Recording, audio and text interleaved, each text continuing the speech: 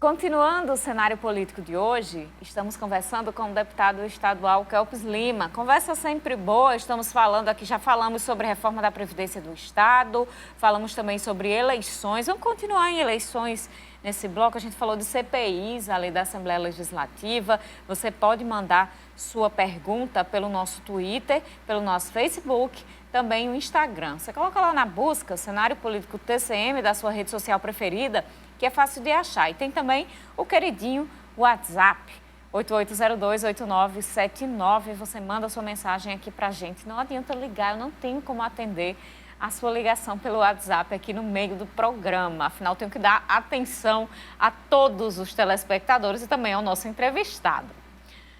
Tramita na Câmara dos Deputados o projeto de lei que combate as fake news, notícias falsas que podem causar muitos problemas, tanto para quem recebe como para quem envia.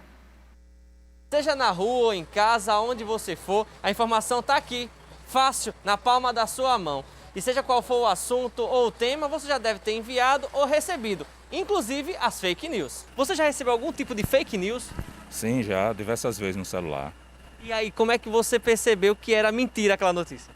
Algumas vezes quando a gente vai acessar é uma coisa miraculosa demais, né? Prometendo, vamos dizer assim, ou ganho ilícito muito rápido ou alguma coisa dessa natureza que desabona a conduta de alguém. Graças a Deus até agora não caí nessa não, mas tenho visto bastante gente caindo nesse tipo de golpe e não sendo coisas fáceis, assim, complicado que leva à justiça. Por todos os lados, as pessoas estão sempre conectadas, o que pode ser um risco para os mais desavisados. O projeto de lei de combate à fake news foi aprovado no Senado e está tramitando na Câmara dos Deputados. O projeto cria normas para as redes sociais e também serviços de mensagens. Porém, a medida também coloca em questão o direito à liberdade de expressão assegurada na Constituição Federal. A gente sabe que o Estado tem poder e o Estado pode, pelo poder que tem, interferir nas nossas vidas. O problema, a questão, o que a Constituição tenta controlar, o que a Constituição tenta minimizar, é que esse avanço do Estado na vida das pessoas não seja desregrado. O professor de Direito, Pietro Medeiros, discorda sobre a construção do atual projeto. Não pode uma lei agora em 2020, o projeto de lei 2630, vir a impor um regime velado de censura que vai tolher os direitos dos cidadãos brasileiros, o direito à livre manifestação do pensamento, de palavras e opiniões na internet. Dentre as medidas previstas no documento está a exclusão de contas falsas e os provedores terão que limitar o número de contas vinculadas a um mesmo usuário.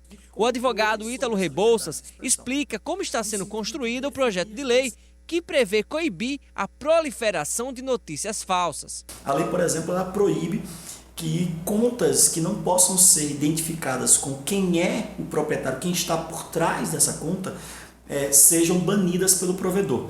O provedor possa ser notificado e derrubar essas contas, caso essas contas não possam ser identificadas. O que é que isso tenta atender?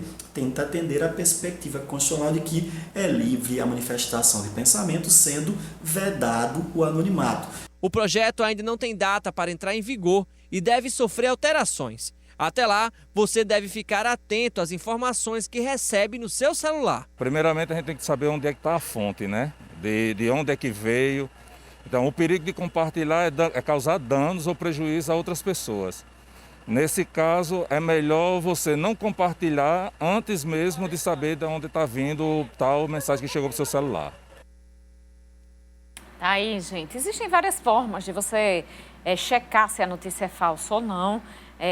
Lembrando que você também se responsabiliza se você passar para frente aí as notícias que são falsas, então é importante você checar mesmo se a notícia é falsa, clica no link, dá uma olhadinha se é verdadeiro, dá uma olhadinha se tem autor, de onde é que vem essa informação, quem foi que enviou.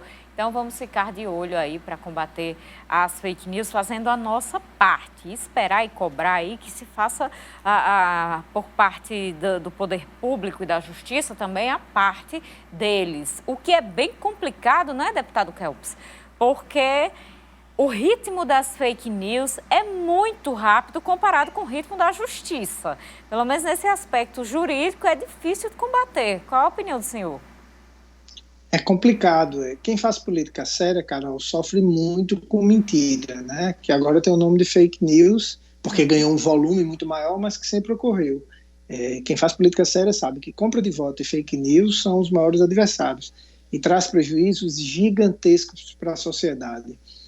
Com todos os problemas, o jornalismo sério, os grandes veículos de comunicação ainda são a melhor fonte de informação, mesmo com problemas, mesmo com muitas vezes enviesados por patrocínios de prefeitura, de governo do estado, mas ainda o melhor caminho são os grandes veículos de comunicação, os jornalistas sérios, e o WhatsApp não é fonte de informação. Eu uso o WhatsApp muito como ferramenta de trabalho, é uma ferramenta absolutamente fantástica, como você bem disse aí hoje, eu nunca tinha ouvido falar esse termo queridinho WhatsApp. Sim. Mas o WhatsApp não é jornal, o WhatsApp é entrega de informação que muitas vezes não é notícia e pior, não é notícia verdadeira.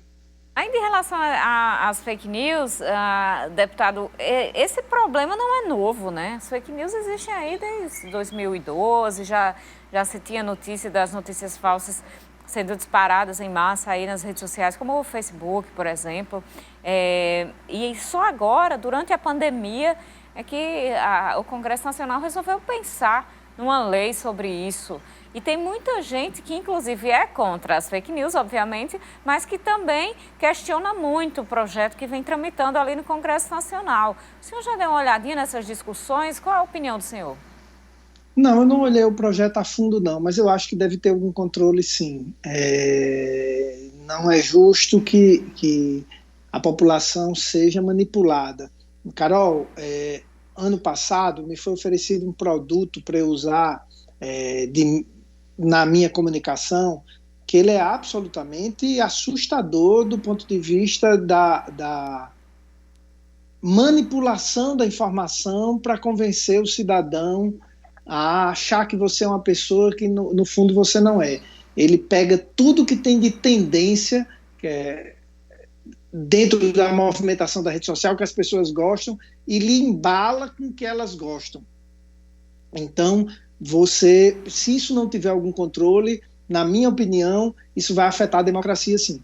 Ao contrário de a liberdade demais, nesse caso, eu sou a favor, eu não tenho problema de colocar meu CPF em nenhum canto, eu não tenho problema. E acho muito estranho uma pessoa que tem problema de colocar seu nome, seu CPF, seu endereço. Eu gosto de ser parado de blitz, eu gosto de ser abordado por agentes de segurança, eu me sinto mais protegido. Quem não gosta disso, assim, eu respeito, é a opinião, mas eu prefiro ter segurança, sim.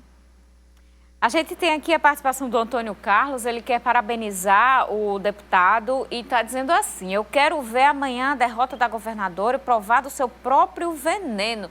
Menino, tenha calma, Antônio Carlos, mas obrigada aí. Antônio Carlos está com raiva, viu? Tá danado, mas obrigada. Mas eu entendo. Sim, sim. Mas eu entendo. Tem servidor que não está gostando nada de não ver a cor do seu salário de 2018 ainda, ali dos últimos meses. Eu não fico feliz em constatar erros do governo, não. Eu estou no 3º mandato de deputado, eu fui oposição aos 3 mandatos e fui convidado pelas 2 governadoras e pelo governador para integrar governo, para receber cargos, para indicar pessoas, mas eu não torço para o governo dar errado. Eu digo isso com tristeza. O que eu não me submeto é ficar calado e não criticar o que está errado em troca de vantagens pessoais. Eu já me sinto honrado demais da população ter me otorgado o mandato de deputado estadual. Eu já estou satisfeitíssimo com esse cargo. Então, a gente tem que criticar assim o que está errado. Eu, como jornalista e cidadã, gostaria de obter mais informações, comunicação por parte do governo. A gente tem aqui o Arthur Heitor, do Alto da Conceição, está dizendo... Arthur, eu acho que a gente... É porque ele fez a pergunta ainda no primeiro bloco, no início do programa. Mas eu acho que no segundo a gente já falou sobre esses assuntos aqui, todos esses assuntos contemplados. Só para registrar, vamos trazer aqui, o Arthur Heitor falou sobre a PEC da Previdência. Disse que o deputado é contra pelo fato de não haver corpo físico e a presença do principal interessado, que é o trabalhador. Há um prazo estabelecido, que é 31 de julho, sujeito a sanções, caso não seja votado. O deputado não acha que o governo fica num beco sem saída ou há outros meios. Ele já falou desses meios. Muito obrigada, Arthur Heitor, pela sua participação. A gente tem aqui a participação do Ramiro. Gostaria de saber do deputado se já tem uma previsão para a liberação das multas das motos 150. Não, existe essa informação? Não, depende do governo. Inclusive tem uma coisa absurda, o governo está cobrando multa de quem está atrasando IPVA.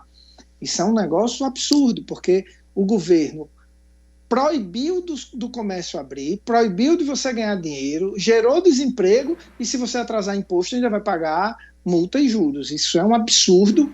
Eu já fiz esse pronunciamento na Assembleia, de que o governo não deve cobrar multa e juros de nada, de nenhum imposto atrasado nesse período da pandemia.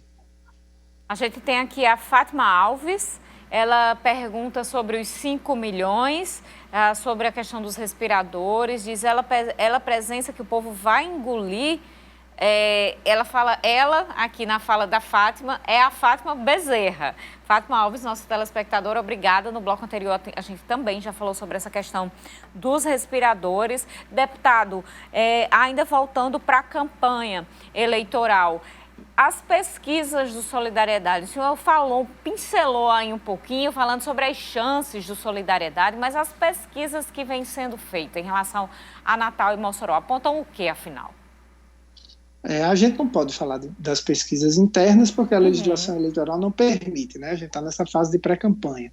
O que a gente pode dizer abertamente é que as pesquisas divulgadas, né, Natal foi divulgada uma semana passada, elas indicam que nos colocam em segundo lugar. E em Mossoró, eu acredito fortemente na vitória de Alisson. É claro que quem está assistindo pode dizer, mas é do mesmo partido, é claro que ele vai dizer isso. Alisson só amanhã vai lançar a pré-campanha. E vocês vão ter uma surpresa muito grande quando for divulgadas as pesquisas do volume de Alisson. Alisson é um fenômeno nacional. Alisson é meu amigo pessoal, meu irmão, fruto da Escola de Jovens Líderes do partido. Eu e Alisson participamos de alguns movimentos nacionais de renovação política, e vocês não têm ideia como o Alisson é recebido fora do Rio Grande do Norte. Alisson é da turma... Pois não, Carol? Se já existe a composição da chapa de Alisson Bezerra aqui em Mossoró, dessa pré-chapa, vamos dizer assim. Eu não sei, assim, a gente não interfere em Mossoró. Eu converso com o Alisson todo dia, claro. Mas eu não acho que tem essa definição não, porque Alisson estava muito focado agora em ajudar Mossoró na pandemia, nas questões da Assembleia, e eu fui um incentivador. Eu disse, Alisson, você precisa colocar a sua pré-candidatura, porque Mossoró precisa conhecer a sua visão de Mossoró, que eu sei que ele tem. Essa pandemia, ela favoreceu muitas máquinas de comunicação das prefeituras e do governo do estado para manipular a população. E se a gente não colocar a cara para debater, a gente vai ser engolido pelas elites do Rio Grande do Norte mais uma vez. Mas agora, sinceramente, que eu saiba, não tem nenhuma composição fechada de chapa aí em Mossoró e também aqui em Natal. Deputado, a campanha virtual vai ajudar quem e vai prejudicar a quem, na sua opinião? Olha, internet tem muita fake news, mas a internet ela é cruel com gente mentirosa. Tem muito prefeito aí mentindo que quando começar a campanha vai ser desmentido absolutamente. Internet não é campo para fazer política, para político picareta e mentiroso. Muitos vão cair nessa eleição. O Solidariedade sabe fazer campanha pelas mídias sociais, a gente pode fazer porque a gente erra, mas a gente não vive de mentira, vive de manipular, então a gente pode ter esse debate. Eu, esse final de semana mesmo, tenho um blog de uma altíssima audiência no Rio Grande do Norte, mas tem debates muito hostis lá nos comentários, haters, e eu entrei lá para comentar uma postagem minha. E assim, aí os haters partiram para cima de mim, e eu com muita tranquilidade, eu consigo responder todos os questionamentos, né? Agora você imagine algum membro de oligarquia do Rio Grande do Norte entrando nesses blogs ácidos e cheios de haters para responder perguntas. Não consegue, não. Internet, campanha na internet, não é para político mentiroso, não. Deputado estadual Kelps Lima, muito obrigada por conversar comigo no cenário político de hoje. Carol, eu que agradeço a você, um abraço grande, obrigado pelo espaço, pela generosidade. A TCM, assim, sempre recebe bem, de forma muito democrática, de forma muito aberta. Digo isso aqui de coração aberto, porque a gente vive um momento muito estranho na mídia potiguar, e a TCM ela é um ponto fora da curva, ela é uma exceção no jornalismo do Rio Grande do Norte. Não fique recebendo notícia pelo WhatsApp e acreditando em tudo, não. Vai lá na TCM, escuta Carol, que aí você fica bem aprumadozinho e longe de fake news. Tá aí, gostei da recomendação, viu, deputado? Uma boa noite, muito obrigada. E você também, muito obrigada por estar aqui com a gente, pela participação e pela companhia. Amanhã a gente se encontra de novo aqui, 7h25 da noite, ao vivo, aqui na TCM. Tenha uma ótima noite e até lá.